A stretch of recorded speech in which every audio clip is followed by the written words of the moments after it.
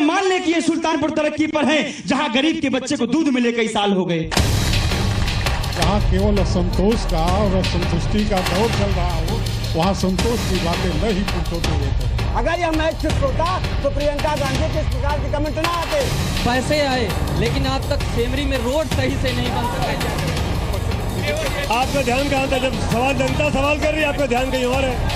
ऐसे थोड़ी काम चलेगा। शुरू हो गया, यही इसीलिए आए थे आप, हंगामा करना चाहते हो। अगर आपको यही छवि पेश करनी है सुल्तानपुर की, मैं यही दिखा दूंगा। सबसे हाथ जोड़कर अपील करता हूँ, शांति बनाए रखिए। वॉल्यूम बढ़ाना पड़ेगा स्पीकर का। हेलो हेलो हेलो, स्पीकर्स के वॉल्यूम मैक्सिमम कर दो। सुल्तानपुर में हमारा काफिला पहुंच चुका है। इंडिया का इलेक्शन आप देख रहे हैं जी न्यूज पर। हमारे साथ सुल्तानपुर की जनता मौजूद है जो सवाल सीधे पूछना चाहेगी, और साथ में 4 पार्टियों की तरफ से भेजे गए 4 रिप्रेजेंटेटिव हमारे साथ मौजूद है। मैं चाहूंगा सबसे पहले ये तमाम नेता अपना परिचय दे दें और उसके बाद सीधे सवाल होंगे सुल्तानपुर की जनता के इन 4 नेताओं से। सर, शुरुआत आपसे करते हैं। मैं डॉक्टर सीता शरण त्रिपाठी, भारतीय जनता पार्टी का कार्यकर्ता हूँ, पूर्व जिलाध्यक्ष हूँ और इस लोकसभा का संयोजक हूँ, वरुण गांधी जी का संयोजक। मैं अरुण वर्मा, समाजवादी पार्टी का जयसिंहपुर से विधायक हूँ। मैं डॉक्टर DS मिश्रा, जिला प्रभारी बहुजन समाज पार्टी। मैं Ritesh Singh, NSUI vice president Sultanpur. चलिए, रितेश सिंह, सुल्तानपुर सिटिंग सीट है कांग्रेस पार्टी के पास। संजय सिंह यहाँ के सांसद थे, अब राज्यसभा पहुंच चुके। रितेश, आप उनकी पत्नी अमिता यहाँ से चुनाव लड़ रही, राजकुमारी अमिता, लेकिन मेरा सवाल बहुत सीधा सा आपसे, संजय सिंह को क्यों जरूरत पड़ी कि वो यहाँ की सीट छोड़कर असम भाग गए? क्या माना जाए, क्यों हुआ ऐसा? देखिए, जहां तक आप ये सवाल है, पहले तो मैं बताऊं कि जरूर कहीं न कहीं पार्टी के नेतृत्व को लगा कि उनकी क्षमता, वो डिजर्व करते हैं। राज्यसभा उच्च सदन होता है, ये आप भी जानते हैं, लोकसभा निचला सदन होता है, और राज्यसभा वही लोग भेजे जाते हैं जिनकी उपयोगिता पूरे देश में इस्तेमाल करने की थी। राहुल गांधी, सोनिया गांधी राज्यसभा के लायक अभी नहीं हुए। नहीं, बिल्कुल संजय सिंह हो गए। नहीं, सोनिया जी और राहुल जी लोकसभा सांसद है, वो चुनाव लड़ रहे हैं, लेकिन अब राज्यसभा तो खाली नहीं रहेगा। राज्यसभा में तो कोई ना कोई जाएगा। वो संजय सिंह गए तो ये सवाल क्यों उठ रहा है? कोई ना कोई तो जाएगा। बीजेपी के वरुण से मुकाबला है, एक अमेठी रायबरेली गांधी परिवार का गढ़ और एक बीजेपी का गांधी वरुण जो कि सुल्तानपुर से चुनाव लड़ रहे हैं आके। त्रिपाठी जी, मैं आपसे पूछना चाहूंगा, हमेशा बीजेपी को सुल्तानपुर के लिए बाहर का उम्मीदवार क्यों मिलता है, स्थानीय उम्मीदवार क्यों नहीं मिलता है? ऐसा नहीं है, ऐसा सुमित जी बिल्कुल नहीं है। वरुण का क्या नाता है यहाँ से? जी, वरुण का नाता यहाँ पे है, उनकी पिताजी की कर्मभूमि रही है, सुल्तानपुर जनपद में उनकी कर्मभूमि रही है। उन्होंने यहाँ से, उनके साथ के कई लोग आज भी स्थापित नेता हैं।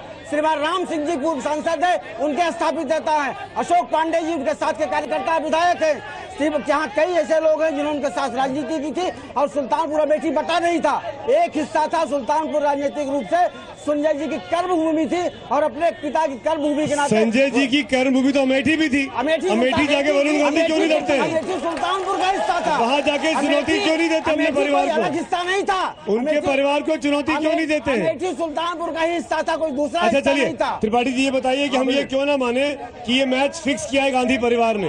हम 2 लोग वहाँ लड़ेंगे, तुम यहाँ लड़ लो आके। ऐसा बिल्कुल नहीं है, बताइए। ऐसा बिल्कुल नहीं है, ऐसा बिल्कुल नहीं है। अगर ऐसा फिक्स होता तो प्रियंका जी के जो कमेंट आ रहे थे, ऐसा कोई कमेंट उन्होंने न किया होता। अगर यह मैच फिक्स होता तो प्रियंका गांधी के इस प्रकार के कमेंट ना आते, जैसा उन्होंने कमेंट वरुण जी पे आपको लगता है ये मर्यादाओं का पालन वरुण जी कर रहे हैं। जो बातें ये कह रहे हैं, देखिए, क्या आप मानेंगे कि ये मैच फिक्स था, नहीं है? देखिए, मैच फिक्स है। अगर वरुण गांधी जी की कर्मभूमि उनके पिताजी की सुल्तानपुर थी या अमेठी थी, तो वरुण गांधी को पहला चुनाव सुल्तानपुर से लड़ना चाहिए था, पीलीभीत नहीं जाना चाहिए था। ये मैं आपसे कहना चाहता हूँ। उन्होंने पीलीभीत जनता को धोखा दिया, और धोखा देने के बाद सुल्तानपुर की बोली वाली जनता को धोखा देने के लिए आ रहे हैं। मैं जवाब लूंगा आपके पास, लेकिन मिश्रा जी, जो बात अरुण वर्मा कह रहे हैं, क्या आपकी पार्टी मानेगी ये ठीक बोल रहे हैं? मैं बता दूं, इनके पिता की कर्मभूमि थी ही नहीं है। इनके पिता या गांधी परिवार यहाँ केवल और केवल एक काम करने आता था, इसी कचहरी में पर्चा भरने के लिए, उसके आगे पीछे कभी नहीं दिखता था। गांधी परिवार का नाम केवल सुल्तानपुर बेचता रहा है, कभी इसने कुछ नहीं किया है। चलिए, जनता के पास चलेंगे। जयसिंहपुर क्षेत्र का, सेमरी का, इनके गांव का हूं। बिल्कुल मैं मानता हूं कि हमारे सेमरी का बहुत पिछड़ा हुआ है, लेकिन ये हमारे पहले विधायक हैं जो सेमरी के हुए हैं, और आज तक 2 साल या 3 साल हुए हैं, पैसे आए लेकिन आज तक सेमरी में रोड सही से नहीं बन सका। ये इसकी जिम्मेदारी। अरुण वर्मा, आप विधायक हैं, आपकी जिम्मेदारी ज्यादा है। मैं भी मानता नहीं बनी। वो इसलिए नहीं बनी कि जो सेमरी का हिस्सा है वो राष्ट्रीय राजमार्ग में आता है, जो टांडा से बादा फोर लेन हुआ है, और राष्ट्रीय राजमार्ग पे न तो उत्तर प्रदेश सरकार कोई काम करा सकती है, न कोई विधायक करा सकता है। बहुजन समाज पार्टी ने वो रोड बनाना शुरू किया, जब इनकी सरकार आई उसी पे ठप हो गया। ये आप एक दूसरे के सर पर रोड टोपी बनी हुई डाल देते है। हैं। देखिए, ये हमारा काम नहीं है। अच्छा काम हुआ बसपा तो हमने सरकार ने दिया। उस रोड को बनाया। सुमित जी, नहीं बन सकता नेशनल हाईवे होने के नाते, लेकिन क्या गड्ढे भी नहीं पटे जा सुमित जी। सकते? आपकी निधि से लाख 2 लाख रुपए रख के रास्ते भी नहीं बनाए जा सुमित सकते? जी। लोग आसानी से सके, अभी नहीं किया जा सकता। सुमित जी। 2-4 लाख रुपए अपनी निधि का आप खर्च त्रिपाठी नहीं जी, कर सकते त्रिपाठी थे? जी, उस पर निधि का पैसा भी नहीं खर्चा हो सकता है। मैंने एक्सीडेंट को लिख के दिया, उसने कहा ये राष्ट्रीय राजमार्ग पे है, इस पे पैसा नहीं खर्चा हो सकता है। मेरा सवाल कांग्रेस से है। 2002 से 2014 हो गया, एक भी बीपीएल परिवार नहीं तय कर पाए, उनको गल्ला नहीं मिल रहा है। नंबर 2 बहुजन समाज पार्टी से है, उन्होंने 5 साल राज किया, एक भी एपीएल कार्ड नहीं बना 5 साल से। गरीबी से जुड़ी जितनी योजनाएं हैं, वो चाहे मनरेगा हो, स्वास्थ्य का अधिकार हो, शिक्षा का अधिकार, वो योजनाएं किसकी हैं, वो लागू होती है और यहाँ पे प्रदेश सरकार के कर्मचारी उसको लागू कराने जाते हैं। आप भी जानते हैं कि वो प्राइमरी के शिक्षक भी होते हैं, ब्लॉक के कर्मचारी होते हैं, वहाँ जरूर खामियां होती है, लेकिन उनको गवर्नेंस करना प्रदेश सरकार का काम होता है। केंद्र सरकार योजनाएं भेजती है, उसको संचार करती है, लेकिन इनका कोऑपरेशन उसमें जरूरी होता है। अगर कर्मचारी जब कोऑपरेशन अमेठी, रायबरेली, कन्नौज, मैनपुरी की सीट पे हो सकता है आपके बीच और सपा के बीच, तो इसमें कोऑपरेशन क्यों नहीं हो सकता है? यहाँ पे वो कैंडिडेट खड़ा नहीं करते, वहाँ पे आप कैंडिडेट खड़ा नहीं करते। ये मैं कोऑपरेशन की बात कर रहा हूँ, मैं कोऑपरेशन की बात कर रहा हूँ। जब डीए के केस आते हैं तो चीजें कोऑपरेट हो जाती है। बिल्कुल सुन लीजिए, मैं आपकी सुनूंगा। कोऑपरेशन की बात उन कर्मचारियों की है, उन कर्मचारियों से है जो प्रदेश सरकार के अंदर काम करते हैं और केंद्र सरकार की योजनाओं के लिए सर्वे करते हैं। अगर खामी वहाँ होती है तो ये इनकी जिम्मेदारी होती है। ये लोग सबको साथ ले करके चलने का काम करते हैं। इन्होंने माइनॉरिटी के कितने लोगों को टिकट दिया है, ये हमको बताने का काम। त्रिपाठी जी, माइनॉरिटी के कितने लोगों को आपने लोकसभा का टिकट दिया है? मेरा बड़ा दुर्भाग्य है, मैं इस प्रश्न को स्पर्श नहीं करना चाहता था। क्यों? मेरा मित्रों इसलिए कि जितना हमने माइनॉरिटी ख्याल रखा है, शायद किसी दूसरे राजनीतिक दल नहीं रखा होगा। कैसे? अटल बिहारी वाजपेयी कैसे? अटल बिहारी वाजपेयी की सरकार में जितनी सुविधाएं हमने माइनॉरिटी को दी है, किसी दल ने दिया हो बताओ? अटल बिहारी वाजपेयी की सरकार में हमने सुविधा दी है। गुजरात में आज 12 साल हो गया है। मैं बताता हूँ जी, बताएं आपने आप। 400 उम्मीदवारों के लगभग दिए हैं लोकसभा जी, जी। में, केवल 7 मुसलमान हैं। 7 उम्मीदवार कम नहीं होना चाहिए, कम नहीं है। 7 दिए हैं आपने, बहुत है, कम नहीं है, बिल्कुल कम नहीं 7 बहुत है। 7 बहुत है, कम बिल्कुल 7 नहीं है। मुसलमानों को टिकट दिया है, क्या ये बहुत है? आप बताइए। बहुत कम है। नहीं कम नहीं है, बहुत कम है। कम नहीं है। सपा के प्रत्याशी से पूछना चाहता हूं कि सुल्तानपुर शहर में बिजली की समस्या इतनी गंभीर है। पिछली बार जब आपके विधायक यहां पर थे माननीय संडा जी, तो उन्होंने बिजली के लिए धरना प्रदर्शन तक कर दिया और चौराहे पर बैठ गए।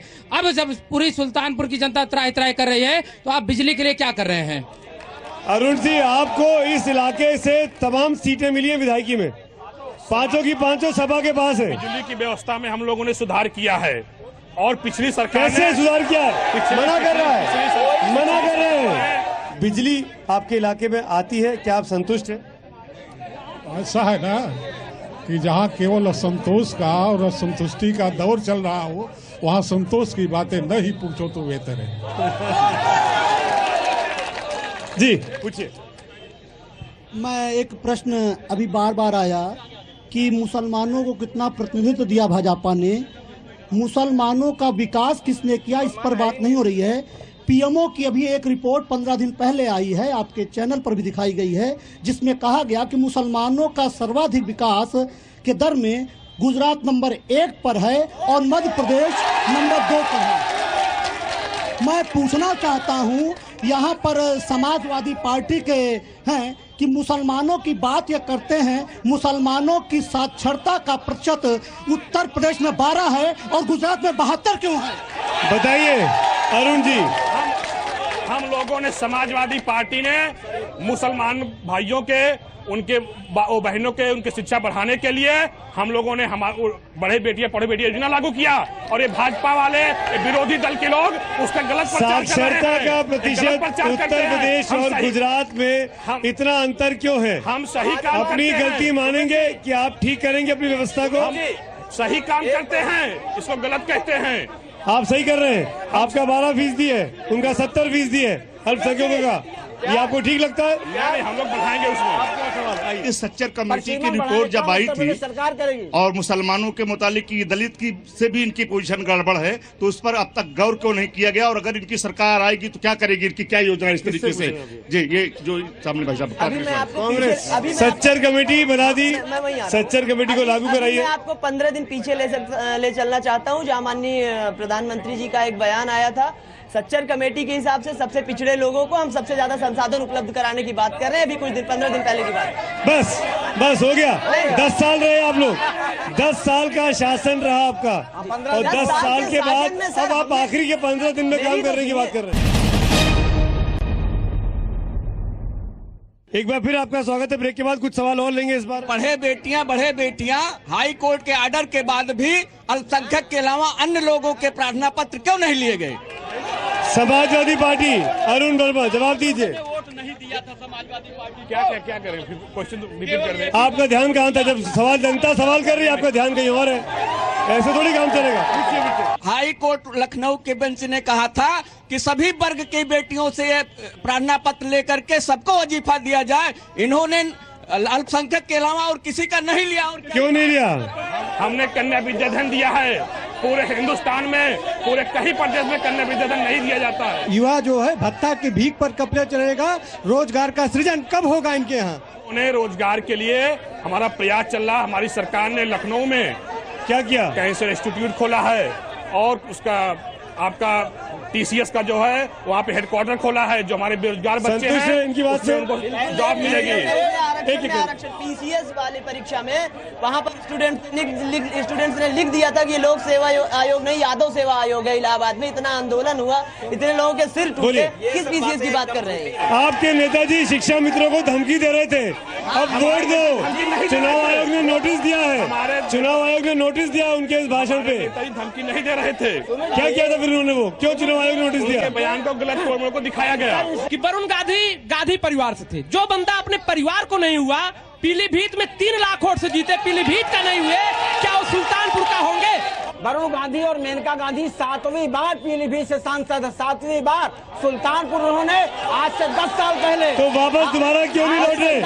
दोबारा पीलीभीत से क्यों नहीं लड़ा? मैं बता रहा हूँ, आज से 10 साल पहले घोषणा करके इसी ग्राउंड पर गए थे कि मैं सुल्तानपुर से लड़ूंगा, घोषणा करके गए हैं। पूछ लीजिए लोगों से। लैपटॉप बंटवाने का मेन उद्देश्य क्या है?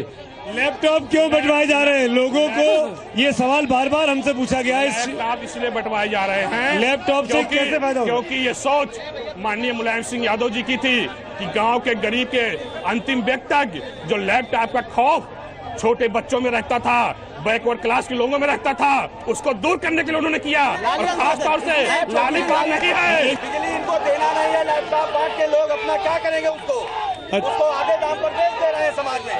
एक तो ये नकल को छूट देते हैं उत्तर प्रदेश में, जी भर के नकल कराते हैं। लैपटॉप का मतलब क्या है? हमारे यहाँ के जो बच्चे हैं लैपटॉप पाने के बाद कितने बिगड़ गए हैं? लैपटॉप पाने के बाद कितने बिगड़ गए हैं? इनको क्या मालूम? लैपटॉप ने बच्चों को बिगाड़ दिया है। तो हमारे भाई पीछे इनकी सोच गलत है। अगर इनको इनके पिताजी इलाहाबाद भेज दें तो चाहे चोरी करें, चाहे पढ़ाई करें, या इन पर निर्भर करता है। और भी लोग करता है। पूछना चाहता हूँ कि केवल हिंदुस्तान में, उत्तर प्रदेश में केवल व्यापारी क्यों लूटा जाता है, सबक कार्यकर्ता क्यों नहीं लूटे जाते? सपा सरकार से सवाल है कि व्यापारी लूटा जाता है, सपा के कार्यकर्ता क्यों नहीं लूटे जाते? सबसे ज्यादा सपा सरकार ने व्यापारियों का समर्थन किया। हमने वैट माफ किया, हमने जो है कालाबाजारी माफ किया। सबसे ज्यादा अगर हम व्यापारियों की भलाई करते हैं कि कल से भी ज्यादा बुरे मेरे आज हाल हो गए, और आपने समझ लिया कि हम खुशहाल हो गए। और कैसे मान ले कि ये सुल्तानपुर तरक्की पर है, जहां गरीब के बच्चे को दूध मिले कई साल हो गए। ये सुल्तानपुर का दर्द है, आप चारों ने सुना है। मेरे पास वक्त की कमी है, इस कार्यक्रम को यहीं समाप्त करते हैं। सुल्तानपुर का हाल क्या है, क्या दर्द है, आपने देखा। नेताओं को आपने सुना, क्या होगा ये आगे पता लगेगा। शुक्रिया।